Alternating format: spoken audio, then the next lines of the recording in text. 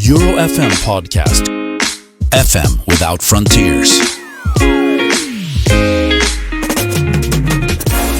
Welcome at the EuroFM podcast. My name is Natalie Hofman and I'm the chair of EuroFM, and I will host this podcast with the topic Smart Buildings, the power of AI and BIM, building information modeling in facility management. First, I want to introduce my panelists. So, Spencer, please introduce yourself. Yeah, hello. I'm Spencer ten Brink from Autodesk, working there for more than 5 years now. My role is global business development. I take care of our corporate customers in corporate real estate management. Thank you, Spencer. And you, Niklas? I'm Niklas Wieczorekfrom. I work at GOLDBECK Services and I am responsible for BIM and innovation at that company. So both also very familiar with using data and also using data in combination with facility management, I think. And what you see, facility management plays a vital and often invisible role in creating workplaces. And facility managers need to be agile and also flexible. They need to rely on data and information. Smart building platforms could help them to transform to a more predictive organization and a predictive system. Why? I think because also workplaces evolve. We do have some targets on sustainability which we need to reach, but also the rapid digital innovation that goes fast and asks different competences from a facility manager. So maybe the first question will be, what's your definition of a smart building? So maybe Spencer, you can answer that one. Okay, in short, a smart building is a building that delivers automatically in the background great conditions for those people's in the workplace. So that's what I consider a smart building. And my colleagues already said it previously. This is about adoption to users' needs. Yeah. All types of users' needs. All types of users, and not the other way around. So it's a smooth process in the background. That's what I call a smart building. Okay. Yeah. And how's that for you, Niklas? Do you want to reflect on that one? Can you add something? What's smart building for you? I fully agree. I mean, we have to look at not just the people inside of the building, but also those who are in some way or another adjacent to the building, who need the data that is generated by the building, who have certain reporting interests, or who are just managing the building, whether it's facility management or subcontractors. Yeah. And what do you see? How has the role of facility management evolved the last 5 years? Can you say something about that?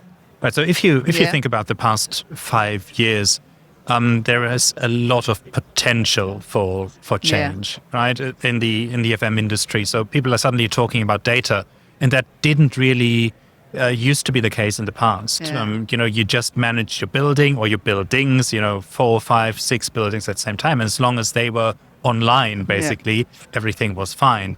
And now you are being given the task of sort of creating this bigger purpose as we need correct data, or we need standardized data to set up new systems that might be helpful, but we do not have proof of that yet. No. There is a lot of promise, but I do not think that the individuals have necessarily experienced all of the change already, more the potential for change that they've heard of it. Yeah.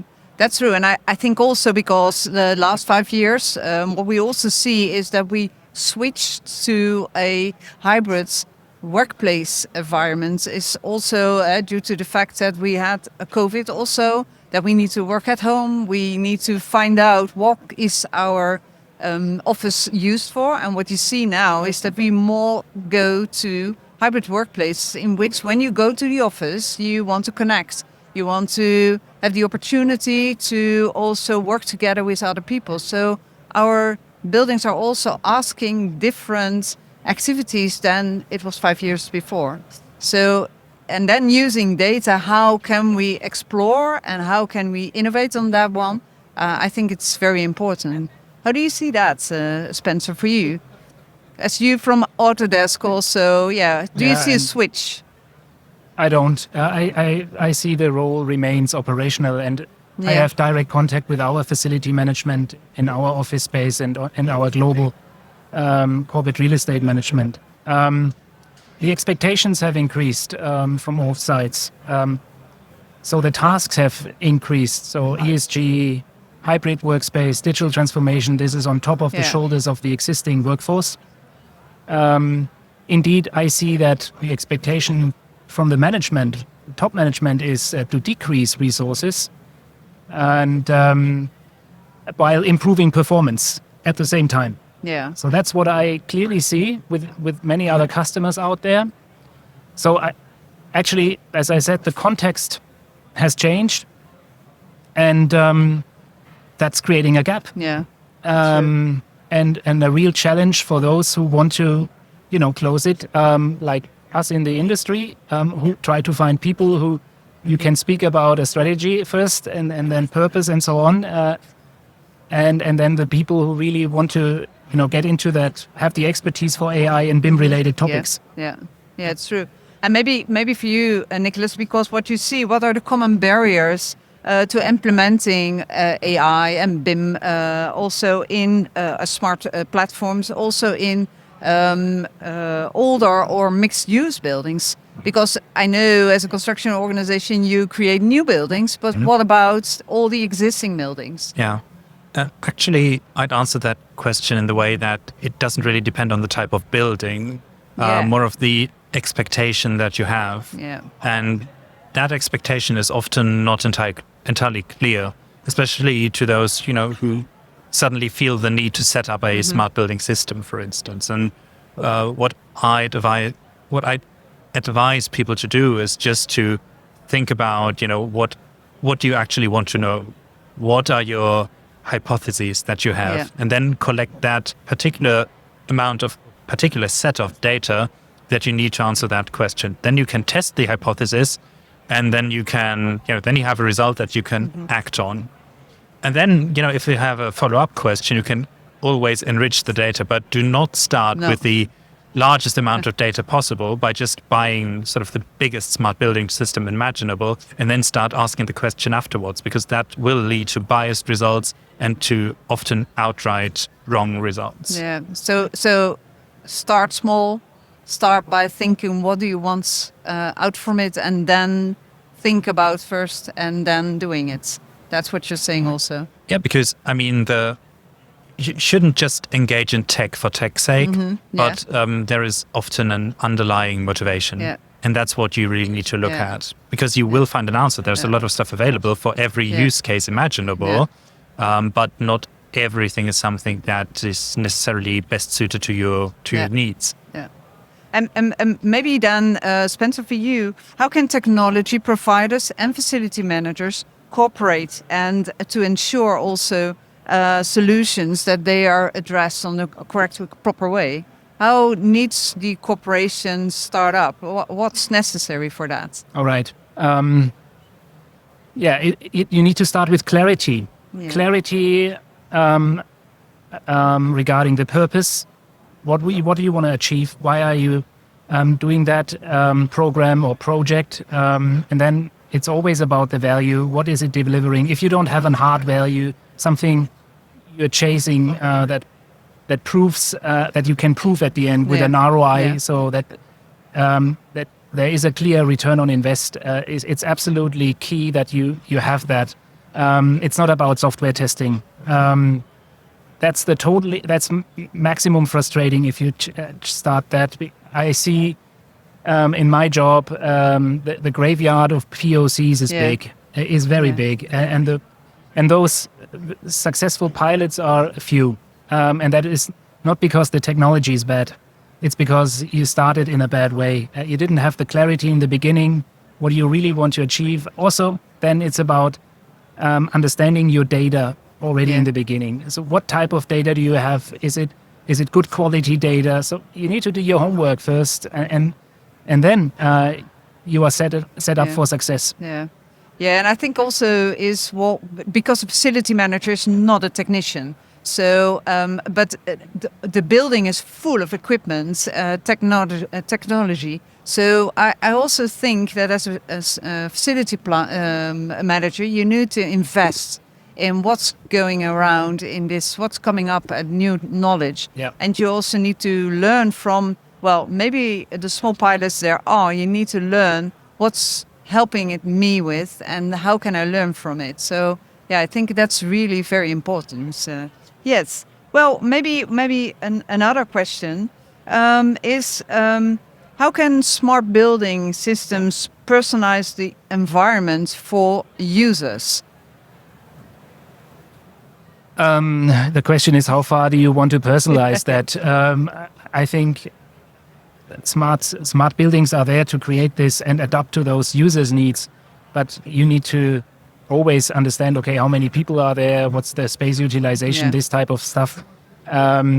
So as long as you have a community of people, you need to respect that, and you need to work with statistics kind of to elaborate a compromise that is then automized in the back. So that's what I would would be my take on that.